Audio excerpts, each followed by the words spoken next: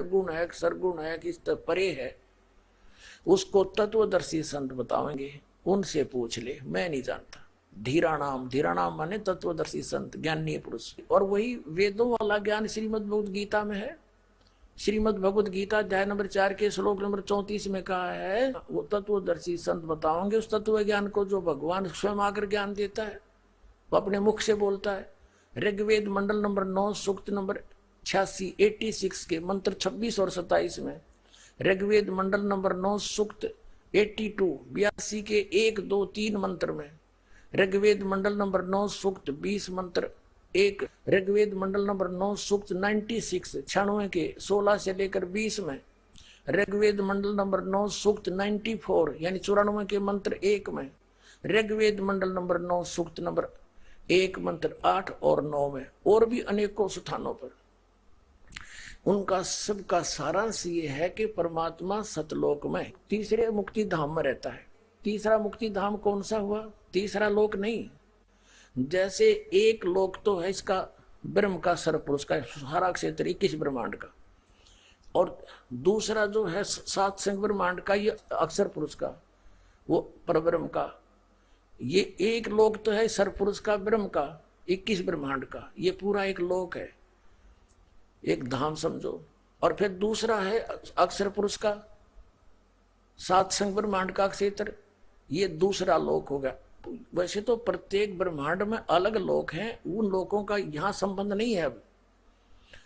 अब तीसरा लोक है अमरलोक। ये ऊपर के जो लोक हैं अमर, जो अजर अमर हैं, वो सारा एक लोक है, वो भी 4 भागों में विभाजित है। सतलोक भी फिर 3 डिवीजन है सतलोक के अंदर। तो ये कंप्लीट स्पिरिचुअल नॉलेज है जो दास बताने जा रहा है। तो उसमें क्या बताया कि वो परमात्मा ऋग्वेद मंडल नंबर 9 सूक्त नंबर 96 के मंत्र नंबर 18 और 19 में और 20 में, पहले तो कहा वो तीसरे मुक्ति धाम में बैठा है, परमात्मा विराजमान है।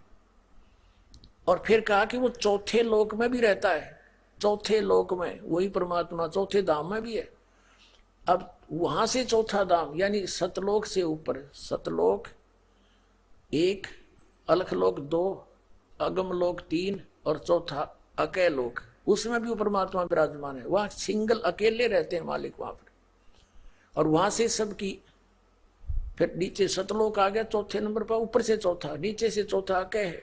तो नीचे वाले सतलोक से फिर परमात्मा ने सब रचनाएं नीचे की है और सतलोक की है। ऋग्वेद मंडल नंबर 9 सूक्त 96 के मंत्र 18 और 19-20 में तो तीसरा और चौथा लोक बता दिया। वहां तीसरे का अर्थ ये ऐसे दास ने बताया आपको ऐसा कि एक लोक ब्रह्म का, सरपुरुष का, दूसरा अक्षर पुरुष का, 7 संग ब्रह्मांड का, ये भी उसका अलग लोक है, इसका अलग लोक। और तीसरा वो ऊपर के चारों के चारों अमरलोक, अविनाशी लोक वो। और फिर ऋग्वेद मंडल नंबर 9 और सूक्त नंबर 86 के मंत्र 27 में बताया कि वो परमात्मा वो सतलोक से चलकर आता है, अपने रूप को हल्का सरल बना लेता है। क्योंकि वहां तो इतना तेजोमय शरीर है भगवान का, करोड़ सूर्य मिला दे, करोड़ चंद्रमा, एक रोम की शोभा।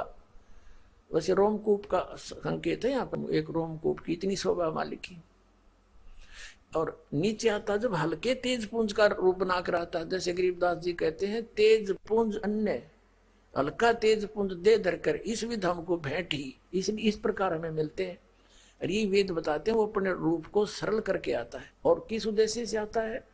अच्छी आत्माओं को मिलता है, नेक आत्माओं को, और उनको उपदेश देता है, उपदेश देने के उद्देश्य से, ज्ञान देने के उद्देश्य से। और वो परमात्मा ध्रुलोक के तीसरे पृष्ठ पर विराजमान है। अब ध्रुलोक के तीसरे पृष्ठ पर, ध्रुव माने उस तेजो में लोक के, सतलोक के तीसरे भाग में। जैसे भी आपको बताया डिवीजन है सतलोक में, एक पहला डिवीजन है चारों तरफ, उसमें बाग बगीचे, हीरे पन्ने के पहाड़, बहुत सुंदर झरने, यहाँ कोई उसका पट्टर नहीं जिसके तुलना कर सके।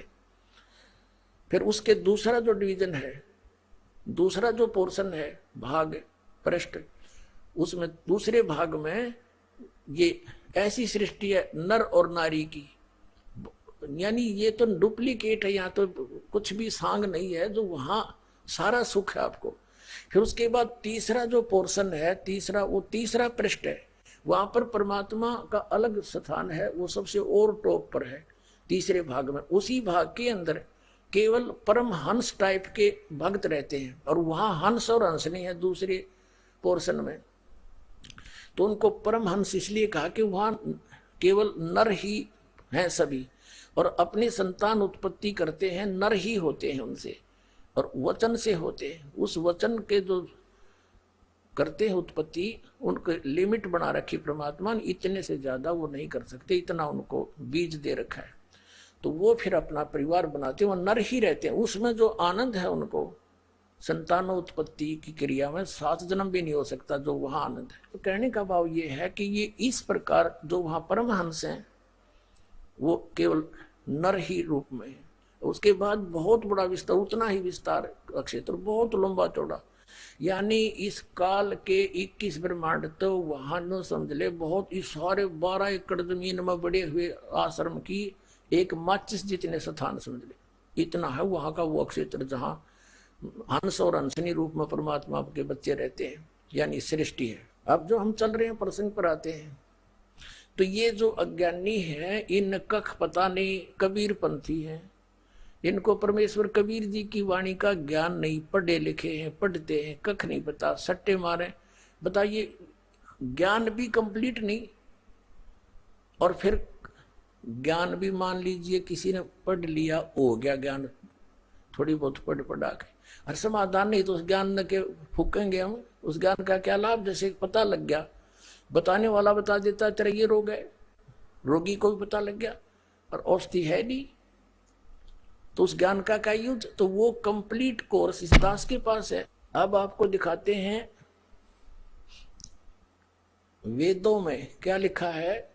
परमात्मा साकार है, नर आकार है, मनुष्य दृश्य है, उस सह शरीर है, उसका नाम कबीर है।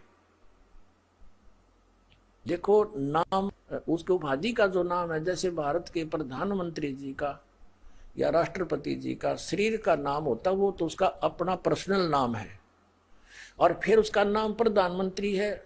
जैसे राष्ट्रपति जी का राष्ट्रपति है, प्रेसिडेंट भी कहते हैं इंग्लिश में, तो वो उनकी पोस्ट का, पद का नाम है। तो इसी प्रकार जैसे उस परमात्मा का जो बॉडी का नाम है वो कबीर है, कबीर, कबीर देव, क्योंकि मालिक तो है ही, कबीर देव कहलाता वो। तो वेदों में उसको कबीर देव कहा है। हम वह को वह बोलते हैं, कबीर। जैसे कोई वेद प्रकाश है, वो लिखा है तो वेद प्रकाश है कागजों में, और हम बोल लेंगे उसने वेद प्रकाश है। हम वेदों को वेद बोलते हैं, हम कवि को कवि बोलते हैं, कवि हमारे देसी लैंग्वेज में, भारत के अंदर खासकर सारे। तो इस प्रकार उस परमात्मा का जो नाम है वेदों में, उन्होंने कबीर देव लिख दिया, कबीर, और कहीं पर उन्होंने केवल कवि लिख दिया। जैसे यजुर्वेद है, अब यजुर्वेद की महिमा किसी ने कर रखी हो अपने लेख में, और वो यजु लिख दिया उसने, तो यजु का अनुवाद करते समय यजुर्वेद डिफाइन करना पड़ेगा कि यजुर्वेद है। यदि यजु का कि मैं कोई अर्थ कर दें उसका, यजु माने यज्ञ सतुतियां, उनका संग्रह, तो वो क्या मतलब है, वो नाम लिखना